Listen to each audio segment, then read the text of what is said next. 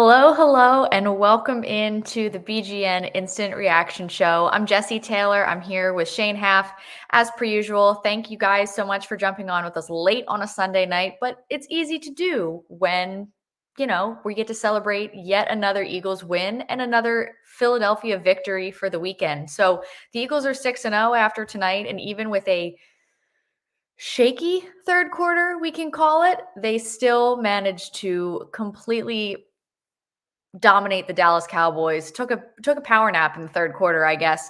But we're going to talk a little bit about it, break it down. Some of the things we liked, some of the things we didn't like. Like I said, I'm here with Rachel as per usual and Shane Haff as well. And the Eagles started off really, really strong. 20 to nothing, a late field goal in that first half, and then things got a little hairy in that third quarter. But then when it came down to it, when they needed a drive, when they needed a stop, they came out and showed you exactly what they're made of. And this is we've heard it all. Oh, they haven't played anybody. Oh, they haven't played the Cowboys yet. Blah blah blah blah blah. Check it all off the boxes. This team is a serious contender. Could you imagine if they actually played 4 quarters in the same week? Wouldn't that be amazing? Wouldn't that be something? They have to give us something to look forward to. The vibes are too good. Everything is too good right now. Maybe at some point, like into the playoffs, they'll hit like their final form and we'll string 4 quarters of football together and just truly blow somebody out. I would be on board for that. I would But love maybe that. they just want to hold that in reserve for right now. Yeah, and I mean, I think there were a couple things that definitely impacted it and impacted that momentum shift in the third quarter, and one of those things primarily was that loss of Lane Johnson to the concussion. Going in there a little bit, and obviously you saw the Dallas defense. It's a good defense, it absolutely is, but they're not nearly as good as they've hyped themselves up to be. But when you lose someone like Lane Johnson, who has been having a tremendous year, who completely neutralized Micah Parsons coming off that right side, when you put someone in there like Jack Driscoll, who we've known that he can be solid, and he can be solid coming in off the bench when you need him to be. But again, last week he was playing left tackle. Now he's back in there right tackle. He's doing that back and forth switching thing, which we talked about last week or 2 weeks ago, whatever it was. How that's not the greatest thing to have a player do. And at the end of the day, he's not a Lane Johnson, so that definitely threw a wrench in some things, and that was something that unfortunately aided in the momentum shift towards in the Cowboys' favor for that third quarter. Yeah, without a doubt. I mean, Lane Johnson's the best right tackle in the NFL. One of the best offensive tackles in the NFL. Hasn't a lot of sacks since 2020, I think it was. I don't remember what week. It was early in 2020. And they were comfortable letting him handle Micah Parsons one-on-one. They gave him some help every once in a while, but the Eagles don't keep backs into block. Right. Partially because Lane is so good off the right side and they trust him, and partially because their backs just are atrocious in pass Not protection. good. And so when Lane goes out, Jack Driscoll's not blocking Micah Parsons one-on-one, and their offense stumbled. I Yes. I didn't like the answers. Like, you had all of halftime to know he wasn't coming back, and you come out and you throw the ball on 6 of your first 8 offensive plays, Mhm. and then they come out the next drive, the long drive, and it's running the ball. It's everything that you know that you need to do when there's backup offensive linemen in the game. Mhm. It just took the Eagles too long to get to it, and they almost gave the game away because of it. Right. And I think that's where you kind of see, plain and simple, who is the better team, right? Like, we talked about it a couple weeks ago when, they played their worst game of the season in Arizona, and, they somehow managed to win the game, right? Like, the Cardinals played their best game of the season, the Eagles played their worst game of the season, and the Eagles still won that game. Again, the Eagles, this wasn't, their worst game of the season by a long shot. They had, fantastic moments throughout this game, but it still, again, wasn't their best performance of the season. And, they still looked like a dominant football team. And you're right, because they are so good, they were able to not give the game away because they simply have more talent and they're simply the better football team. but you don't want to let it get that close and be that far behind making an adjustment. You'd much rather be ahead of the game in those realms than trying to play catch up there. Yeah, when you're up 20-0, you never want it to have to come down to making a play in the fourth quarter. Like that means you let a team back into the game when you shouldn't Right. have. On the flip side of the coin, we've seen the Bills blow a game that they had a big lead on the Dolphins. We've seen the Ravens blow multiple double-digit leads this season. The Mhm. Eagles haven't done that. Right. They've set the stage for it, and they've been able to snatch it back at the last moment. And they need to stop playing with their food. I would prefer that. It would make it a lot less stressful. But for now, they've been able to survive those mistakes, and it's about eliminating mistakes as the season goes on. Hopefully, getting healthy and staying healthy, and sort of reaching that final form as you head into the playoffs, like we talked about earlier. Right, right. And there are a couple different things that go into sort of where they were and how they ended up, having it come down to that drive that they had to put together at the end to, put themselves back up, two scores. And it wasn't just, the lack of adjustment with, the Lane Johnson situation. I still think that they get too soft defensively when they get up big. And I think they start to play it a little bit softer instead of just going for the jugular. And I think especially, everybody wants to see that, especially when you're playing the Dallas Cowboys. Like if there was a week to do it and to not take your foot off the gas on either side of the ball, it was tonight. And I thought defensively there was such a, you know, Cooper Rush didn't figure out how to, play against the Philadelphia Eagles at halftime, right? Like in those 15 minutes, he didn't just figure it out and it didn't all click. They should have been able to continue the way they were dominating in the first half into the second half. And I thought that looked, they looked a little bit lackadaisical in the second half when they came out from halftime. A lot of it went back to the biggest issue that's plagued the defense all year is poor tackling, Mhm. inability to tackle, and Yep. we saw that rear its ugly head in the second half, right on cue. Right on cue, we saw some missed tackles. We see the Cowboys are starting to run the ball. Somebody pointed out on Twitter, I think it was Ben Solak pointed out on Twitter, that the Cowboys were just looking to see if Jordan Davis was on the field, because if he's on the field, it's a 5-man front. If he's not, it's a 4-man front. And so if Davis is on the field, they would go empty, spread it out. If he wasn't on the field, then they would line up and run the ball. And the Eagles are going to have to work on that. Maybe that's something you put in on the bye.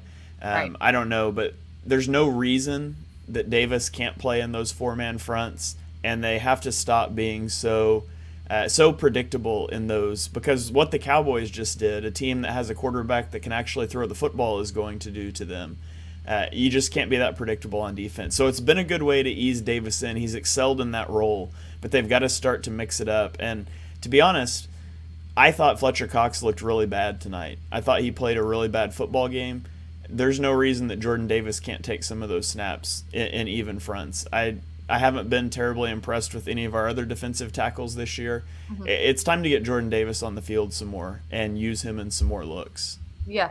I mean, he's an enormous body, and the only way that you're going to slow him down or stop him is exactly the way that the Cowboys did tonight, and they implemented a double team, and that's what ended up working. So you're absolutely right. They need to do a little bit better of a job, especially when you're able to make those. They get up big, and then they're like, oh, we're just going to keep riding this wave, and not expect the opposing team to try to make adjustments to what they're doing, and that they, like we were kind of talking about before, they're a little behind on the adjustment. They wait for someone else to make an adjustment, and then they think, "Oh, maybe we should change this a little bit." And they need to be a little bit more ahead of that. And then the last thing that, again, if you're, again, they're 6-0, you don't want to get overly picky, because, things are going to, be great. Things are not going to be great. It's not going to be a flawless 6-0, right? But the other thing that has caused us a little bit of, a few scares over the last couple weeks have been the special teams. And, the coverage on special teams plays has been unbelievably abysmal. And that's where that one touchdown drive started for the Cowboys, was that 62-yard, kick return. That can't happen. And it seems to happen at least once every week. Yeah, we've talked about it for a couple of weeks now. Special teams is going to lose the Eagles a game, and it wasn't today, but it could have been today. It could have been any of the last 3 weeks. They've made huge special teams blunders, and it hasn't yet cost them. And it's one of those things that they keep dodging bullets, and you hope they figure it out before it gets them. But tonight it was the coverage. It's been muffing punts. It's been field goals being blocked. It's been a little bit of everything, to be honest, except Jake Elliott just outright missing field goals because he doesn't do that very often. They've got to figure out their coverage. It would be nice if they would figure out a return game. But really, as long as they just don't give up punt returns and fake punts, I'm okay with no return game. Just don't make mistakes on special teams. It's not worth it. No, it's not. And you hold your breath a little bit when things like that happen. And with a 6-0 team, you don't want to hold your breath at all. You want to just be totally and completely content. What were some of your biggest positive takeaways from this game tonight? I mean, you like to see how the Eagles start games. Their first halves, it's good. They came out and they did exactly what you wanted to see them do defensively. They were able to stuff the run, get the Cowboys behind the sticks, and then make plays. Cooper Rush is not confident throwing the ball downfield. The Cowboys don't want to ask him to do that. So the defense was pushing all of the right buttons. The offense started fast as well. I think they only picked up one first down the first drive, but then I think they scored 3 or 4 consecutive drives. I really appreciated them waiting until the first play of the second quarter to score a touchdown so we can keep the best second quarter team ever thing alive. But then you get Lane Johnson going out and it started to fall apart. But the way that they come out is always good, Jaguars game notwithstanding. The way that they come out is good. It's just sustaining that through the game is the issue. And I would rather be trying to figure out how to sustain the start than how to get going, because we dealt with the slow starts for years. Yeah. And the scripted things early in the game are working, and that's important. Trying to figure out how to extend that success, I feel like that's easier than trying to figure out why your scripted things don't work. So I really like how they're starting games. You don't want to complain too much. They only gave up, 17 points. 17 points. It's the second week in a row I think they gave up 17. They're 6-0. They also have the number 6 overall pick in the draft. Thank you, Mickey Loomis. So it's hard to feel down about anything right now. There's lots of things you could nitpick, and I'm sure we will do that as we go to the tape and stuff throughout the week. But right now the Eagles are 6-0. They're in prime position for a 1 seed. The Packers lose today. They've already got a tiebreaker over the Vikings, who are 5-1. The biggest threat is the Giants at 5-1, which I didn't see coming. Which but is weird. Yeah, it's weird, but so it feels good. The Eagles are in a good spot. They hit the bye at a good time. You would like for the bye to be later, but with all of the guys banged up, it's good timing. It works out well. So hopefully the Eagles get healthy and they can fix some of these little issues that we've been talking about that have been nagging them throughout the year, and they sort of get an easy on-ramp back after the bye. They've got a couple of easier games coming up. Yeah. Need to find a return man before the trade deadline. Deshaun Jackson said this week, just a reminder, I'm not retired and I want to retire an Eagle. Just saying. Although the last time he tried to return a punt here, it didn't end so hot. But do you think he would actually come back? I mean, I saw people saying that last year he asked to be released from the Rams over playing time. Like, I have a hard time imagining him being happy just as a punt returner or a wide receiver 4. But Quez Watkins hasn't done a lot this year, so maybe he eats some of those snaps too. I don't know. I think he'd be happy dealing with it if he was here. I truly think that the last time he was here, he thought he was going to finish here. He was going to be here, finish here, and that was going to be it. And I think especially the fact that they're 6-0 and he's got that chance to be able to win he wants that so bad. Like, it hurt me that he wasn't an Eagle when they won the Super Bowl in 2017-18.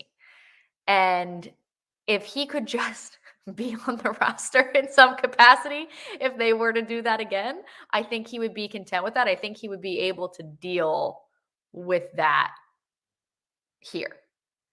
But you were talking about not being nitpicky. I'm sure there is one place we can go to find some nitpicky if we really want to find it. Rachel, what is Twitter doing right now with our 3 words? Is it doom and gloom? Are people still angry? Are people saying things? Or who's getting fired this week?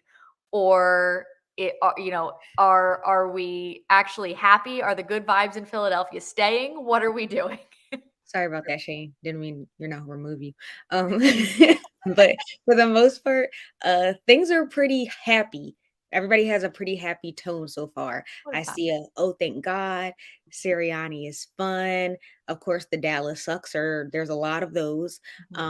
Get healthy by. So that's going to be important as we approach the bye week.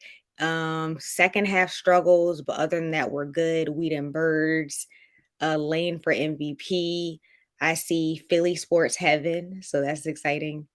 F the Cowboys. That's a game. So for the most part, everything I've been seeing so far is pretty like positive. It's nothing like super negative. I haven't seen any fire anybody tweets. Amazing. Yeah. Amazing. Usually we have at least one. At least someone's getting fired. Yeah. But yeah, I don't see any either. I think the weekend that Philadelphia sports have had, I think everyone's just riding a high right now.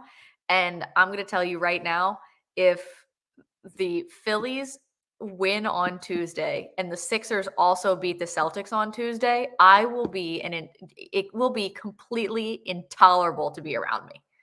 No one will be able to talk to me. If we're gonna start the fire anybody thing, we need to start the fire Michael Clay. We can get Someone that trending. literally just commented, "Fire the special teams coach." Yeah. Let's get that one going. We can all agree on that one every week until it happens, right? Yeah. There we go. Fire special teams coach. I like it. Yeah, I just what? Yeah, I don't know. It's not great. I mean, if you have to nitpick, that's it. It's the special teams. It's not great. What is great though is the clip of Nick Sirianni at the end of that game after Jason Kelsey got taken down.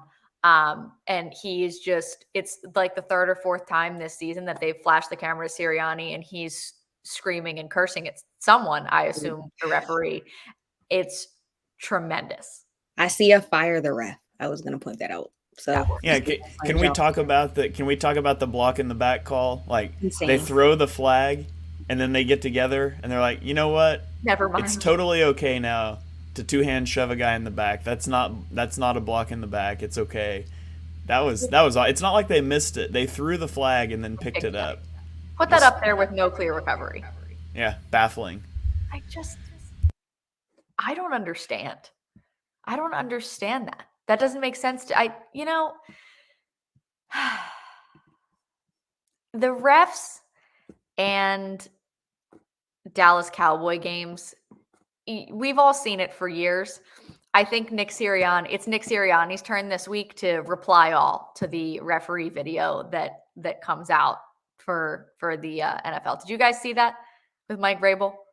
So every week there's a video that gets sent out from the NFL officiating department, sort of recapping the calls from the week or something, and just sort of explaining things and making sure everybody's on the same page. It goes out to all 32 teams, the coaches, the GMs, everybody.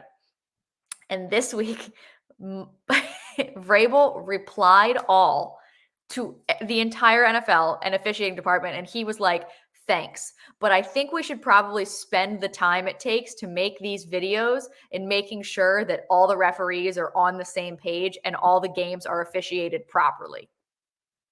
Like, he was over it. And he wasn't wrong by any stretch. I think that's perfectly valid.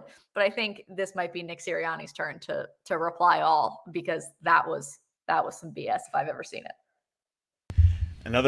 So last week on the post game show, Rachel and I talked about TJ Edwards having a rough game against the Cardinals, and I kind of thought he would be poised for a bounce back game this week because he's so good downhill against the run.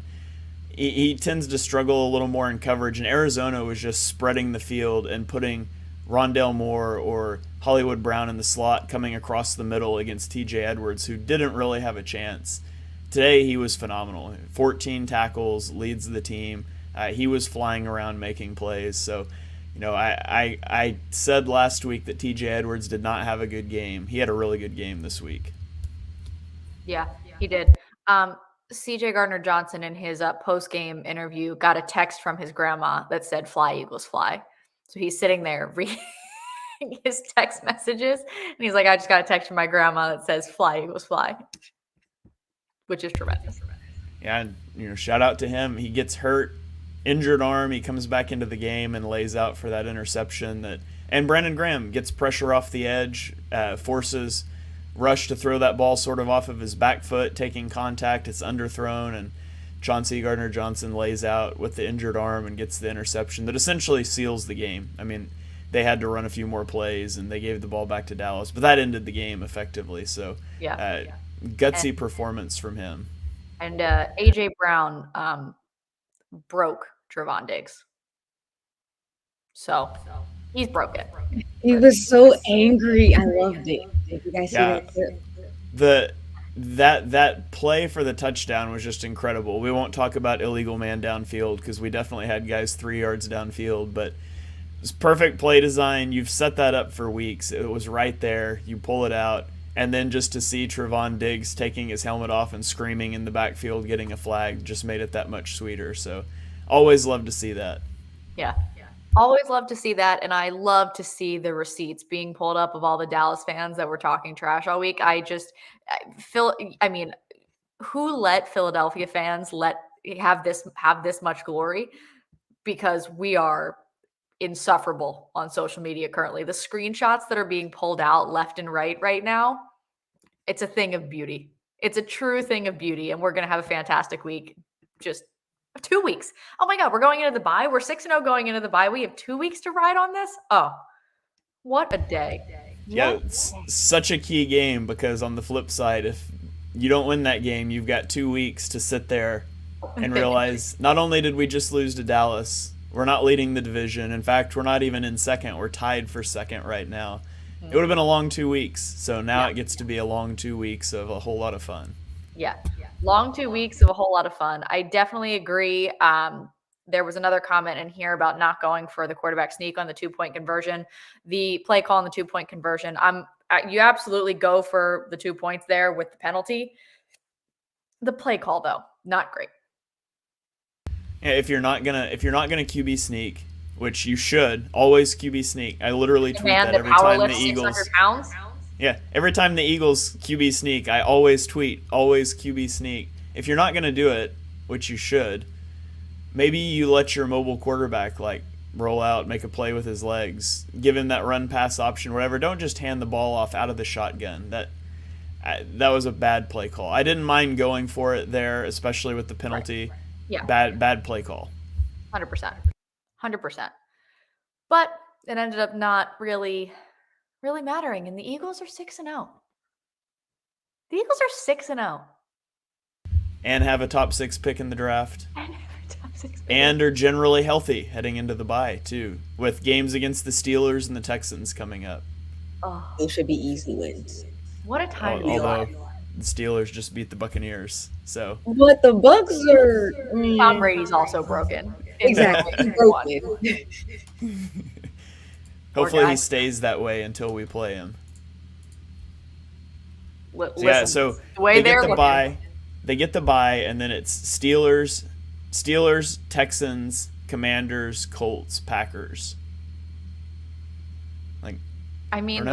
The scariest thing in there might be a guy named Taylor Heineke fighting for his job because Carson Wentz is hurt again.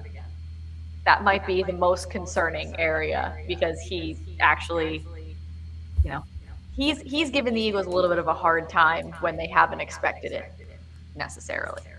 Not that I would venture to say they're going to lose that game, but you know, Do the Titans have a winning record right now? I don't believe so. They could Okay, probably use a big wide receiver to help them do that. I'm not sure if they do or not, but if the Titans don't have a winning record, then the Eagles don't play a team with a winning record until December when they play the Giants. Titans And do that have should be a good game if they continue to play the way that they have the Giants. That should be. That continues to baffle me. Me too. How the Giants keep winning games, like beating the Ravens today. I didn't get to watch that game. I watched it. But yeah, I'm anxious to Game Pass it tomorrow. I was at my father-in-law's birthday party, so I didn't get to watch. But I was pretty shocked when I saw that they won. The Ravens They don't have a lot of talent. They're definitely well coached. They don't have a lot of talent. I was surprised that they were able to beat the Ravens. So It's maybe like they're for real. Staff. I don't know. Something has shifted, and this is not the Giants that we're used to seeing. Daniel Jones will start playing like Daniel Jones at some point, and it'll all be, and all will be right in the world. All will be right in the world. Does Wentz play that game in Philly? I mean, it depends on what's going on with his hand. He fractured a finger on his throwing hand. So I kind of doubt it. There's conditions with playing time attached to that draft pick, and I can't imagine with the comments that Ron Rivera made, and of course with the hand injury, they've got an easy out to keep him out a few games if they want to, or to keep him out for the season and kick that draft pick down. I think they're pretty well off of the Carson Wentz train already. So okay.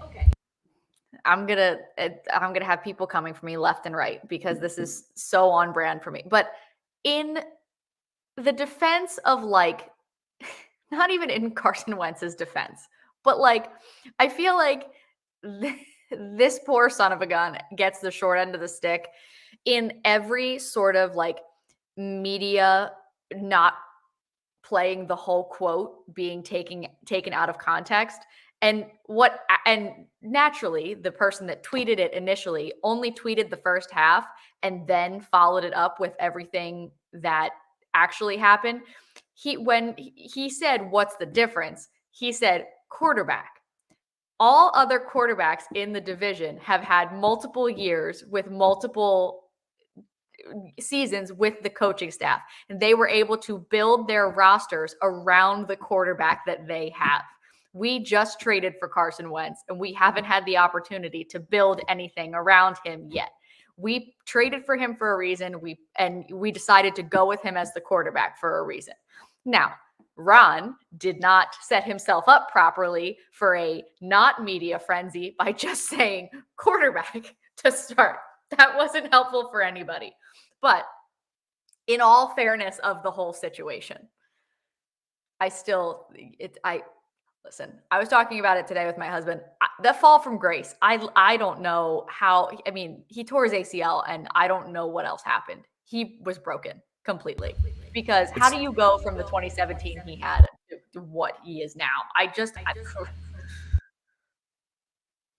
It'll make an interesting 30 for 30 someday. Seriously. God. It makes no sense. But the Eagles are 6-0. Let me ask you this. So James Bradbury. Yeah. Played phenomenal this year. Are the Eagles going to try to lock him up to an extension? Do you think he plays for the Eagles next season? I hope so. I hope so too. But the secondary, like loaded. They need to. I don't know how they would do that, but that's an impressive bunch right there. Yes. And I would love for them to keep Bradbury. Yeah. I kind of think the way he's playing, he's going to make a lot more money than the Eagles can pay him. I hope not. Maybe he just decides he likes the culture and he wants to stay, but I kind of feel like he might be playing himself out of the Eagles' price range. But it would be great to keep him, especially with Slay aging. You know, I think Bradbury's like 30 though, so he's not exactly young, 29 or 30. But I would love to be able to keep that secondary group together.